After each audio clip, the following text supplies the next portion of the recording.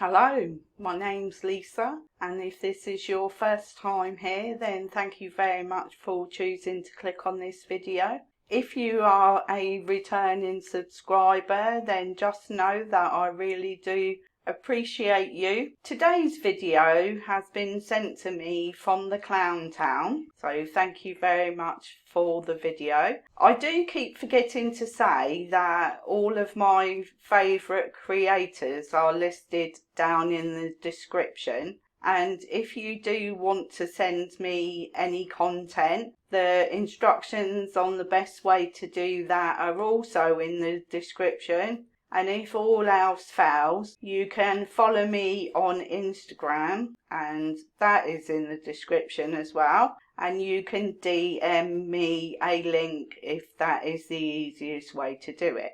Right, so today's video is a Zoom call that is coming from Lisa and Ryan Goodkin, and they represent the multi-level marketing company LiveGood. So without further ado, let's dive right in and see what they have to say. Hello, hello. Hi, everyone. Ryan and Lisa here today to discuss mental health, brain health. May is Mental Health Awareness Month. So we just felt it was appropriate to kind of pull it all together and let you know how supplements can play a big role with your brain health. So I'm going to start giving you some statistics, okay? Dementia is the 7th biggest killer globally, which is pretty scary. More than 6 million Americans of all ages have Alzheimer's. 1 in 9 age 65 and older have Alzheimer's. And it is believed, this is crazy to me, it is believed that the number of people worldwide who will be diagnosed with dementia is expected to more than double from 57.4 million in 2019 to 152.8 million in 2050. That's got to be because of risk factors. Yeah, it's crazy, crazy. Which we'll talk about here soon. We but that's nuts. Yeah. Cognitive decline begins early to mid 40s. So a lot of times we think of this happening like all later in life. It is an age-related disease, but it's getting earlier and earlier. So it all starts to decline in our early to mid 40s. Having a problem with your memory is something that I actually suffer greatly from, and it did start in my late 40s, and now I'm into my 50s. It is getting progressively worse. But the other things they're going to mention are going to be all about their products. So are they going to be telling us that they can help with mental function? Well, we shall find out in a few minutes. And I know Ryan has a few things he wants to break down about brain health. Does that mean now? Yeah. Oh, my turn? Okay, sweet. All right, well, today's discussion, we're trying to break it out. We'll focus on really about cognition and maintaining your mental faculties as we age. The other aspect of mental health is probably more like mood disorders, panic attacks, and general anxiety disorders. We will talk about that in another call, but we're not going to get into that really in depth today. Although much of what we talk about really realistically will help benefit and really, be there to say prevent for both. If you're not going to talk about those subjects now, then why bring them up? I just find that a little odd. But really, I wanted to kind of identify some of the risk factors associated with, like Lisa just said, some of those neurodegenerative diseases. She just hit on, it's crazy that the numbers are going to projected to go up that high. Now, there's no known cure or really that great of treatment for any of these things. I think that's one of the saddest things about people who have dementia and Alzheimer's, and it's the fact that there isn't a cure, and the medications that they give you don't really help in any way. So, you just have to get on with it as best you can.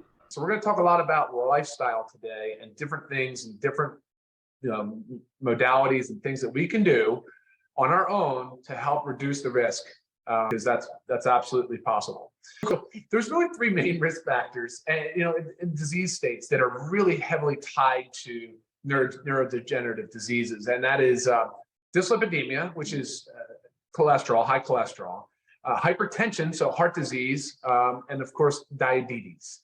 Out of the three that Ryan just mentioned, I only actually suffer with one of those, and that is high cholesterol. That is being controlled at the moment by medication, but every time my levels go back to normal or below normal, then they take me off of the medication. So why am I suffering from memory issues if those are three factors and I only have one on an occasional basis? Obviously, I'm not a doctor, but if there is a doctor watching, then maybe that's something you can answer for me. The diabetes is the one that scares me the most because the numbers are going up and up and up. And a lot of it has to do with obesity, of course, and our dietary habits. And they're referring to some of the Alzheimer's and dementia specifically as like a diabetes type 3. Now, there's some controversy on why that is. There's a strong correlation between the two. The incidence is significant. But they're saying too that potentially the insulin, the neurons is not able to actually properly use insulin within the brain. But there's also controversy whether or not insulin can even cross the blood-brain barrier and get in there. So there's a lot from a clinical perspective. We're still trying to figure all of that out, but it's still pretty clear that there's a strong correlation between the two. But Lisa and I love viewing things through the root cause lens, and so identifying things like healthy living habits, reasons why people are getting into this disease in the first place, and how to reduce your risk. And that's what we're going to talk a little bit about now. There are a bunch of other risk factors. Lisa, you mentioned age. As we said, lifestyle, genetics. Genetics is an interesting one. We won't talk much about it. By the way, we are not neurologists. We're not geneticists. We don't specialize in brain health. So what you're basically saying then, Ryan, is you're not qualified to talk on these subjects? But what we are doing is sharing a lot of the information that we've seen in practice in a clinical setting, as well as things that we read, live our own conclusions. So these are a lot of this is just our own opinion and just sharing with you guys because it's a scary disease. And for you guys that have a loved one, or if you yourself have been diagnosed or getting close to that and having signs of dementia, it's scary because it's not really so much just the patient too, it's the caregiving situation there too. It's a huge burden on family, friends, caregivers. And so for all those caregivers out there, my heart goes out to you. I know it's a difficult one to deal with. My heart goes out to the caregivers as well. I've had members of my family who have dementia, and I've also lost a couple of friends through it. And I have a friend at the moment who is going through the last stages of it, and it has been a very distressing experience to see our friend wasting away and not knowing who anybody is. And it's also been extremely distressing and difficult for her family to look after her and to give her the care that she needs. But they're struggling on, they're doing it. So Lisa, go ahead and run your Yes, and I'm sure you guys too know of somebody, whether a close friend or family, going through it and how taxing it is on everybody around them. I know myself, my aunt, and I also have a client of mine who's husband, so I hear about it every day, and it's very scary, very sad. But like Ryan said, there is no cure for this, guys. Pharmacological treatments are pretty unsuccessful as well, unfortunately. So what do we have to do? We have to focus on prevention. And you hear me talk about this a lot. Preventative medicine versus reactive medicine. This is one area where you must focus on preventative medicine, and it must start at a young age. It's not something of like waiting until we're in our 60s to start taking care of our brain and our health. I agree that it is something that you should start at a young age, and there are things that you can do that could possibly help you, but none of the studies are very conclusive that I've seen on Google after doing a thorough search. And it's okay for Lisa and Ryan to say that they've read studies and these are their conclusions, but which studies have they read? They're not mentioning anything about them. I mean, I've looked at studies from Healthline and the NHS in the UK. So some lifestyle factors, I'm just going to talk about like the major ones. Sleep. Oh. Super, super, super important. Like you've got to give your body like those 7 to 9 hours of, you want it to be pretty consistent sleep habits of the 7 to 9 hours around the same amount of time if you can. I know jobs, certain lifestyle factors, or certain, life things can prevent that from happening. But when you sleep, like this is when your brain protects itself from toxic proteins. And these are the ones that form Alzheimer's causing, Alzheimer's specifically. Plaque in the brain. Yeah. So sleep is super important for that. Not to mention, guys, like how your brain functions better when you sleep. I mean, that's the given. When you've had a good night's sleep, like you're on point, you're ready for the day. You could tackle your job better, your life, your family, whatever it is. So sleep is huge. Sleep, yes, something everybody needs and a lot of people don't get enough of. I mean, I can sleep for England, and anyone knows me, that's what they would say, that, I spend the majority of my time actually being asleep. But even I don't get 79 hours a week of sleep. That's 11 hours a night and 2 nights of 12 hours. I mean, apart from children, who do you know that gets that amount of sleep? I do sleep between 8 and 10 hours. Having that much sleep hasn't made that much difference to my memory. It hasn't improved it, and I've always slept a lot. So am I just the exception? And there's a well-known neurologist that said it's the REM specifically that she's watching, and there's now actual proof that shows that yes, poor REM sleep is definitely tied to neurodegenerative disease. So maybe a sleep tracker for those of you out there. I was just going to say that. I mean, we both use the Aura Ring, and it breaks it up, and then you could find out ways that you can help increase certain parts of your sleep cycle if something is lacking a little bit. Yep. Okay, and then also a sedentary lifestyle.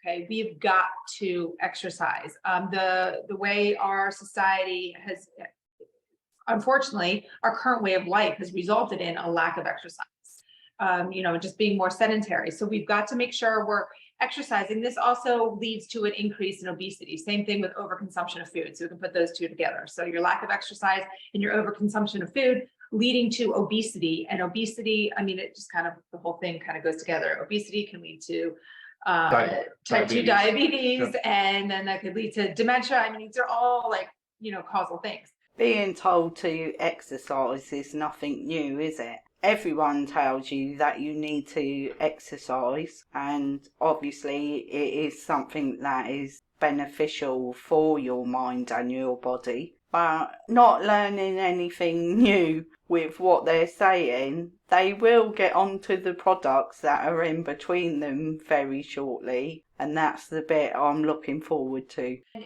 Obesity is linked to just quicker cognitive decline. So just so you know, the relative risk, this has the strongest benefit is exercise as of now. But you can't out exercise poor sleep. Like you said, you can't out exercise a poor diet. Yeah, like you can't say I'm going to get 5 hours of sleep so I can get up and exercise, because you're hurting yourself there. You've got to do these things. Yeah. The exercise by far is the most impactful risk reduction strategy you can deploy. Yeah. Get those heart rates up, guys. Yep. Get your body moving. And then I said food. Okay, overconsumption of food. We're just eating too much, but also, even if we're not eating too much, it's the ultra processed foods that we're eating. Think of everything that comes in a package. That is a majority of that stuff is ultra processed food. That stuff leads to major inflammation.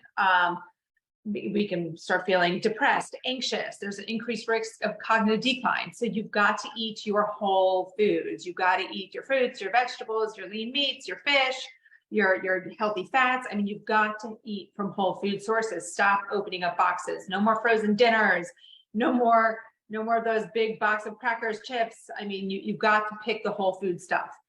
Well, I don't eat processed foods, and to be pretty honest, I never have. My parents have always cooked things from scratch. I'm married to a chef, so he cooks everything from scratch, and I tend to cook everything from scratch. So no processed foods here, and yet I've still got a major memory problem.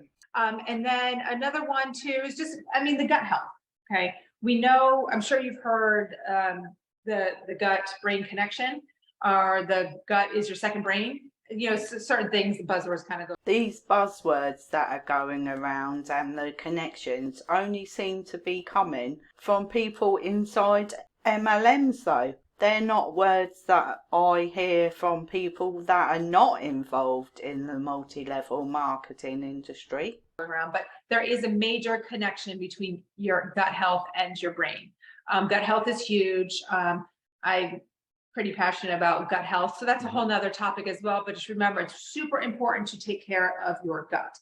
And then this leads to like another thing that we can do. Prevention is right here. We have our supplements for brain health. Okay. Wow, Lisa, are you really saying that those supplements can help with brain health? It's quite unfortunate that you've got the same name as me, I think. Yeah, so supplements is obviously, Lisa likes to say it's supplement to a healthy diet, which she just focused. She made sure that that's pretty clear that we're talking about eating well-balanced foods, avoiding, inflammatory foods, preserving the gut function.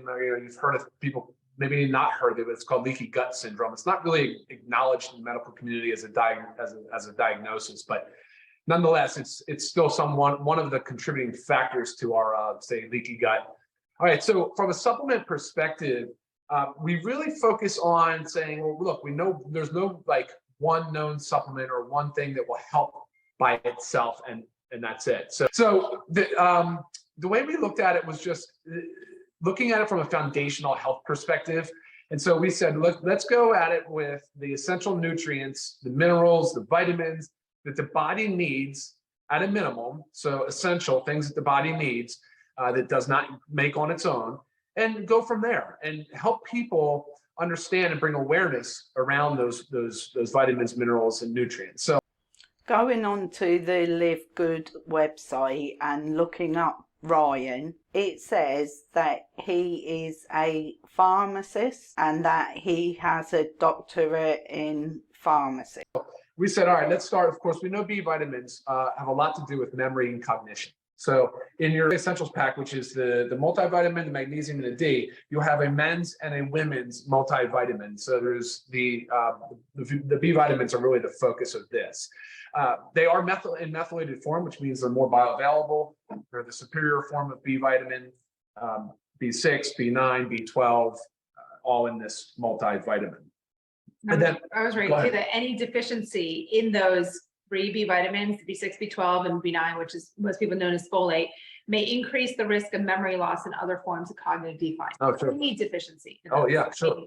You've got to take them. Yeah, no, deficiency in B vitamin is a big problem for sure. All right. Lisa is saying that you have to take B vitamins, but actually you don't. There are many foods that you can eat that would mean that you wouldn't have to take a supplement, such as broccoli, leafy greens, peas. You can also eat breakfast cereals, milk, cheese and eggs, and they all contain the B vitamins. So, and then of course magnesium being the most magnificent mineral on the planet, but it's involved in over 300 biochemical reactions, and a bunch of those are obviously in cellular health. It's involved in cognition, it's involved in neuronal health, so the neurons in the brain, the cells. Magnesium, it's dependent upon magnesium for normal cellular function. So, and there's been a study, Lisa, you have the results of the study, but there's a study that has shown that increasing the amount of magnesium from an early age, it does what? It extends your longevity, or it lengthens your it safeguards against your neurodegenerative diseases and cognitive decline. Mm-hmm. The younger, the better. Yeah, the younger, the better. Magnesium. Yeah, right, exactly. And the type of magnesium matters because you need a magnesium that will absorb and that can obviously increase magnesium levels in your brain, your body, your tissues, your muscles, your nerves. And that's why this is so good, because there's two forms of magnesium: magnesium glycinate, magnesium gluconate, which are both two very superior forms of magnesium. Foods you can eat instead of taking a magnesium supplement are dark chocolate, my favourite, eating leafy greens, avocado, peanuts, almonds, and baked potatoes. All right, and then the D3, which is neuroprotective. Vitamin D3, we know that starts as a vitamin but gets quickly converted into a hormone. We've known it as a bone support vitamin hormone, but really it actually has been involved now in mood and cognition. It's neuroprotective, so helps protect your neurons.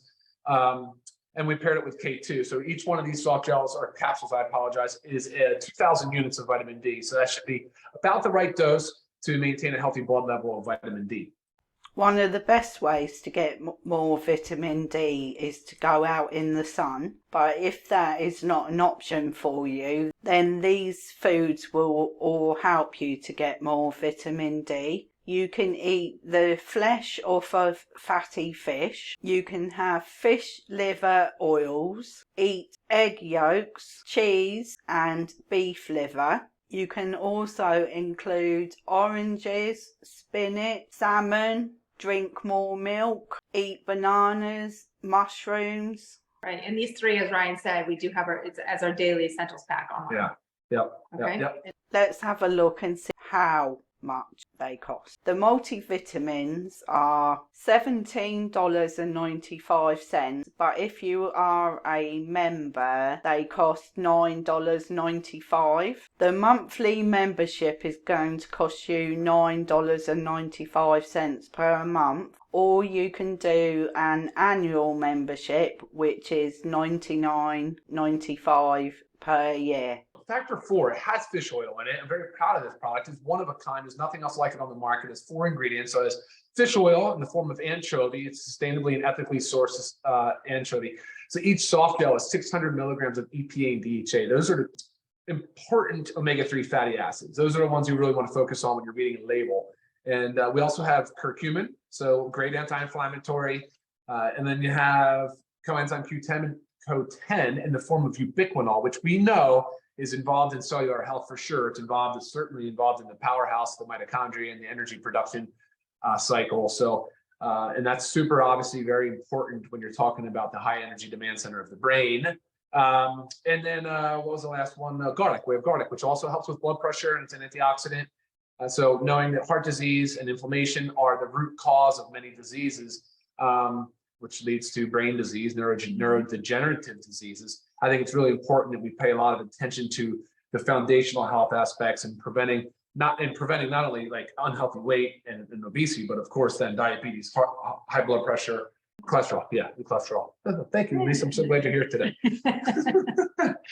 So anyway, the foundation pack, the Factor 4 should be there. It's not there now. It's actually currently still on back order, which is a huge bummer for us, but should not happen again. We'll have that back in the end of this month. So end of May, soon, 2 or 3 more weeks. As Ryan said, the Factor 4 is not available at the time of recording this, so therefore I wasn't able to get a price for it.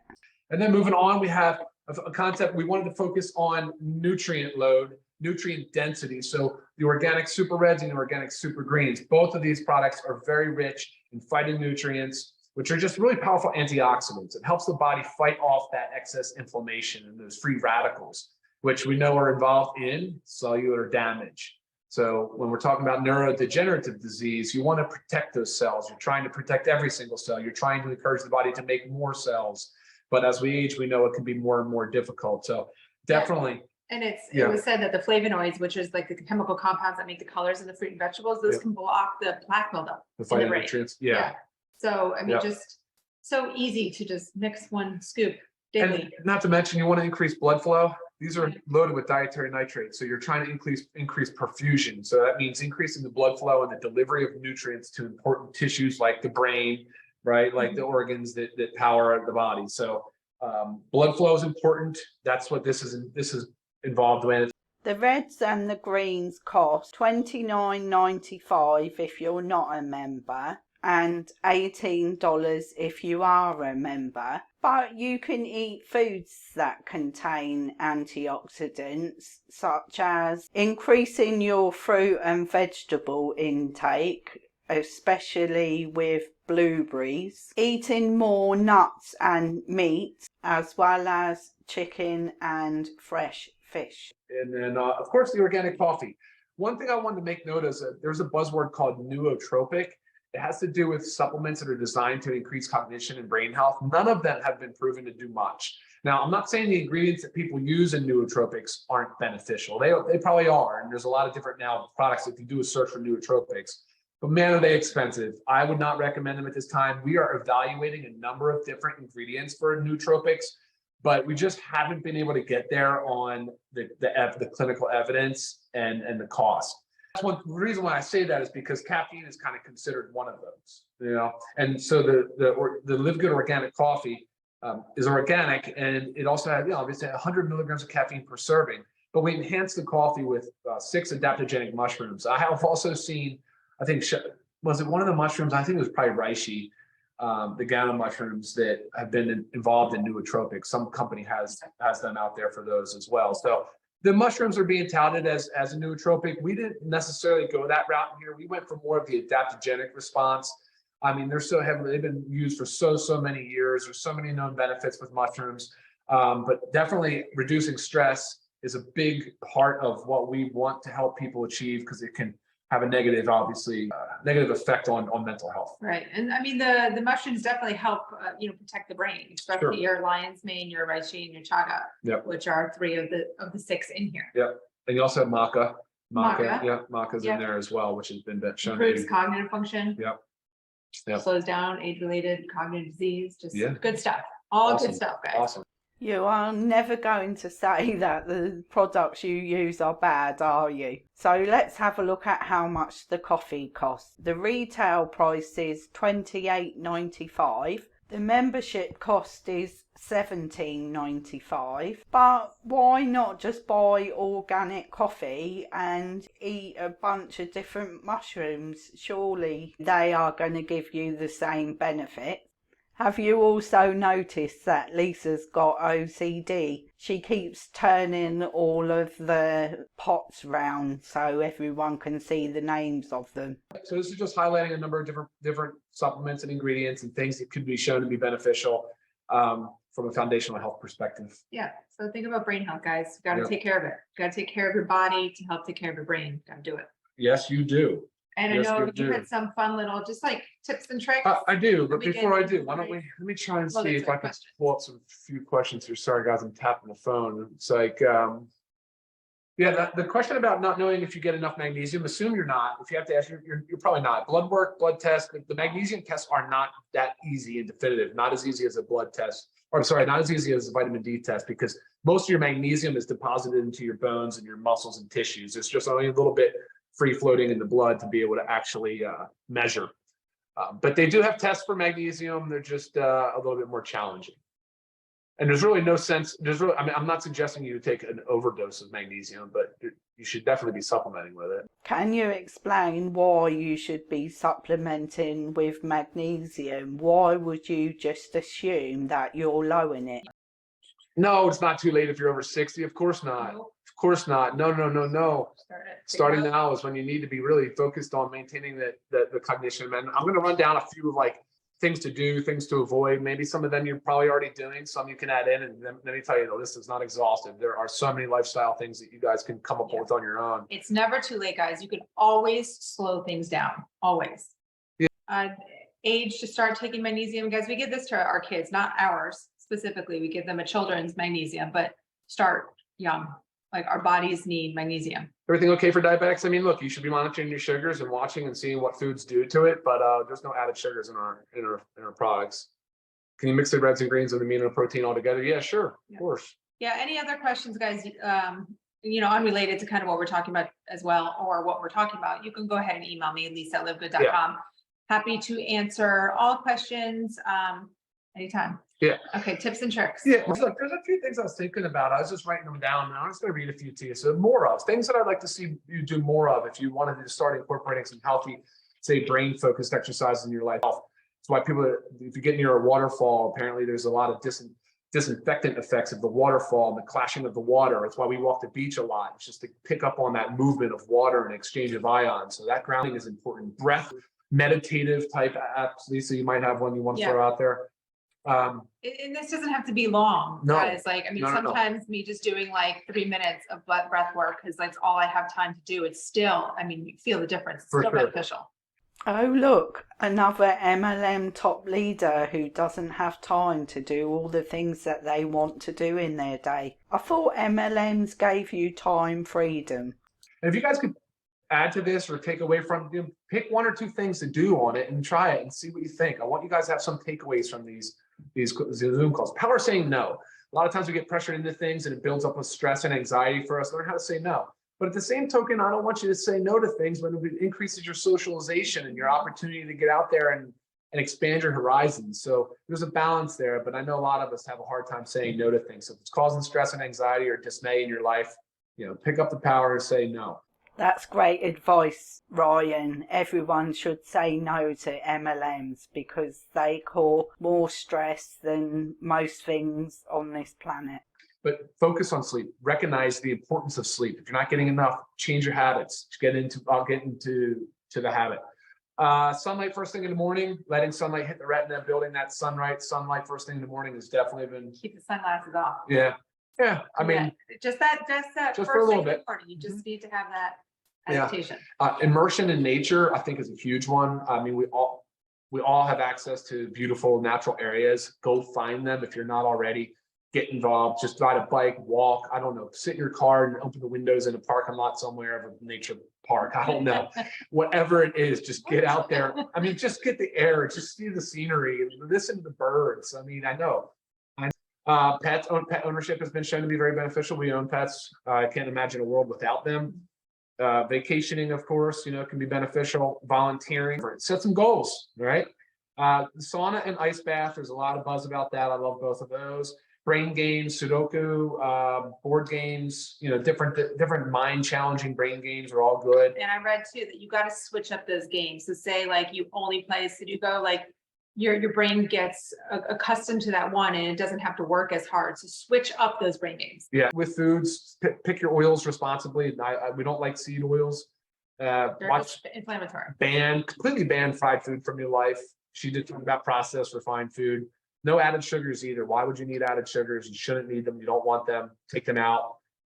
Toxic people. Take those people out of your life too. It may take some time, but work on getting the toxic people and toxic relationships out of your life. All right, those are a few fun ones. Like I said, it's not an exhaustive list, but some pearls in there. Hopefully you guys can use. Yeah, you guys can make a difference in your brain health and share it with your loved ones. Yeah, absolutely. We do that. And I think that's all we have for today. What do you think, Lisa? Anything else to add? Nope. Again, any questions, please email me and I'll get back to you. All right, guys. Have a great, productive rest of your Monday. Thanks for tuning in. Bye, guys. Bye. My strong advice to you is please don't join an MLM. Do get enough sleep. Do drink lots of water and do some form of exercise. Well, that's it for today. Have an amazing day. In the next video, bye for now.